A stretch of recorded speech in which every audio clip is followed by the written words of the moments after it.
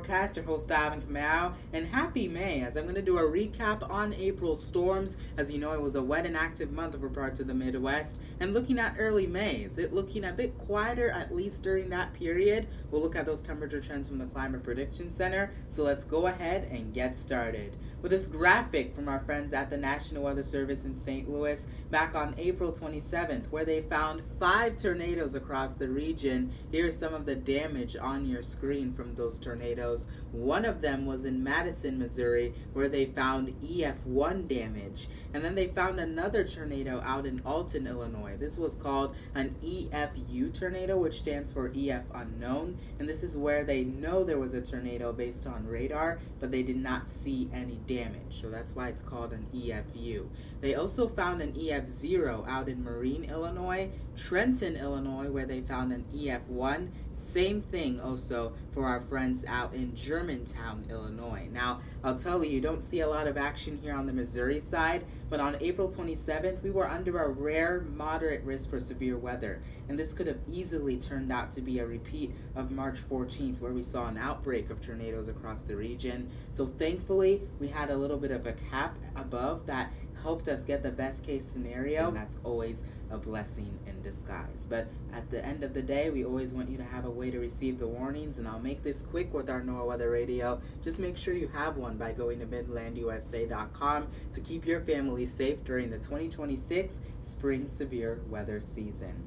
Now let's look at those temperature trends from our friends at the Climate Prediction Center. And getting through those early portions of May, you've probably noticed that brief cool down, especially from our region, points to the east, and we see that trend in that 6 to 10 day temperature outlook with those slightly below normal temperatures in the 60s. But you notice those above normal temperatures are out to our west, and I think this is short-lived because eventually we're going to start to see those above normal temperatures move back into our region. And even looking at that 8 to 14 day temperature outlook, you start to see those above normal temperatures getting pushed a little bit further out to the east. So just like I said in my last video, a brief cool down, and then we're most likely going to see those above normal temperatures return back.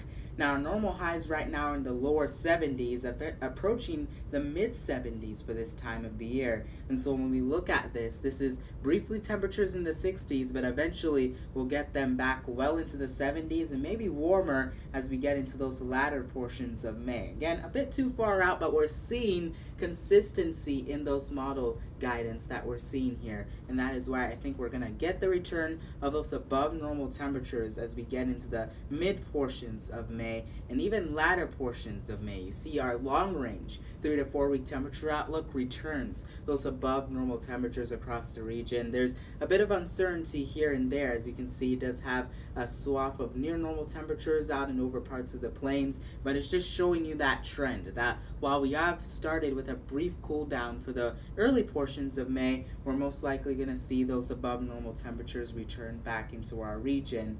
And thankfully, it is looking a bit quieter through those early portions of May, but as we get those above normal temperatures to swing back, it probably will turn a little bit more active.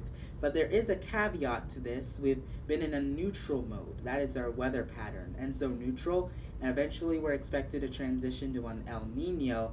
This is really why we've been in more of a disruptive pattern, because we've been right between a La Nina and an El Nino. And so when we transition to an El Nino, we're most likely going to see that stormy pattern focused a little bit further down to our south, which would be good for some areas, especially down to the southeast that need the rain. But we'll keep an eye on it. But that's kind of one of the reasons why we've been a little bit wetter than usual. So if you're wondering, Alvin, we've had more of a disruptive pattern lately, it's because we've been in that neutral mode. But eventually, as we get into that El Nino, I think that storm pattern will focus down to our south. Not saying that we won't get anything back here in St. Louis. Definitely will always be something to keep an eye on. But we're not only going to see those above normal temperatures return, but areas that really need to see a little bit more action will probably see it over the next few months. And so that's good news for some people. As long as it's not severe weather, no one gets hurt.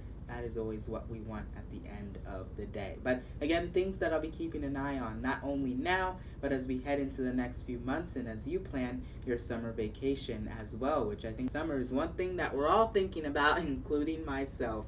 But thank you for watching this green screen forecast. Make sure you download Twitter or X, whatever you want to call it, to follow me for the latest updates. Remember, I'm not just on X, I'm also on Instagram at Weather with Alvin. Same thing over on Threads, so you can follow me on there. The link down to my X page is down in the description. Make sure you have the app downloaded, because it will ask you to download the app so you can see all my latest videos, and then you can search me there at Alvin Weather on X, and then again, Weather with Alvin for Instagram and Threads, so I can bring you the latest information. And also Mother's Day is coming up over the next few days, so I'll be able to bring you some information on that as we get closer. But until then, thank you for everything that you do. Thank you for watching this video all the way to the end. You're the best, and I'll see you in the next one.